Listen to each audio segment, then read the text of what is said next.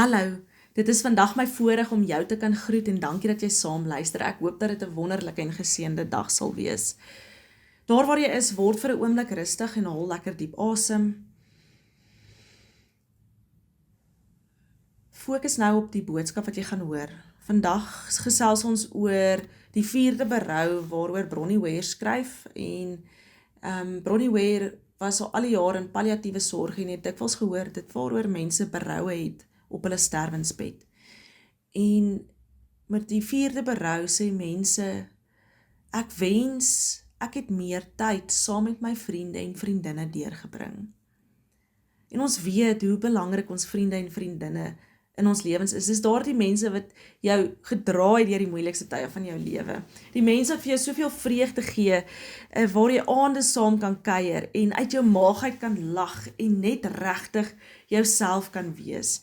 En wanneer jy by mekaar is, wanneer jy saam is dit 'n heilige oomblik. Oomblikke waar dit vir jou voel soos 'n huis. En tog is dit presies die goed wat ons uitstel, opskuif en opoffer in die naam van ek is net te besig. Ons laat daardie WhatsApp ongelees staan. Ons dink ek moet hom of haar eintlik bel, maar dan kry werk of kinders of admin die beste van ons. Dis eers wanneer iemand se geliefde sterf, verhuis of in die hospitaal beland dat ons wakker skrik met daardie skerp gedagte, ek wens ek het meer tyd saam met hom of haar spandeer. Dit is hierdie waarheid wat Bronnie Ware so eenvoudig verwoord. Mense wat sterf, wens hulle het meer tyd met hulle mense deurgebring. Nie by die werk of op sosiale media of op hulle selfone nie, maar met hulle vriende en vriendinne, met die mense by wie hulle self kon wees. Ons tyd is vol paradokse. Ons is meer gekonnekteerd as ooit deur middel van tegnologie. Maar tog voel ons meer alleen as ooit tevore. Ons weet ons kan in sekondes 'n boodskapie stuur of reageer met 'n hartjie. Maar ons kyk nie meer mekaar in die oë nie. Brené Brown sê dit so raak deur hierdie woorde te sê, connection is why we are here. It is what gives us purpose and meaning to live our lives. En tog, ons lewe dikwels asof ons dit kan uitstel.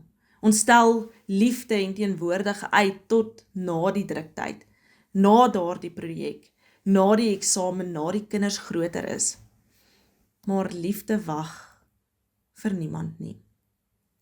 Wat my altyd tref van Jesus se bediening is hoe baie tyd hy met mense deurgebring het, sonder 'n bepalende kalender.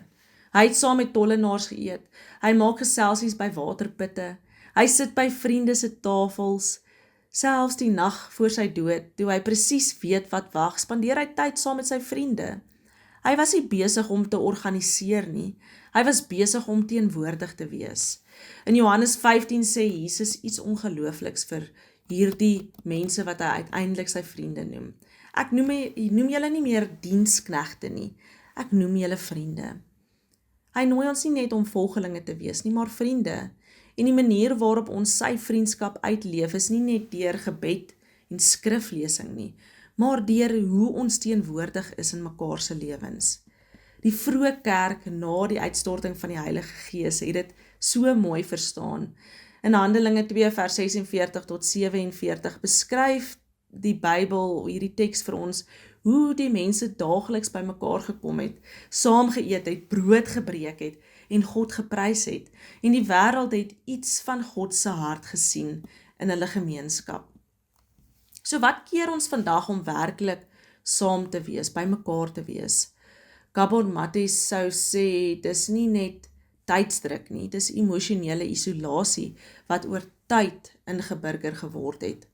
Ons raak so gewoond daaraan om onafhanklik te wees, om nie te vra vir tyd of aandag nie, dat ons self begin glo het, dat ons veronderstel is om alleen te wees.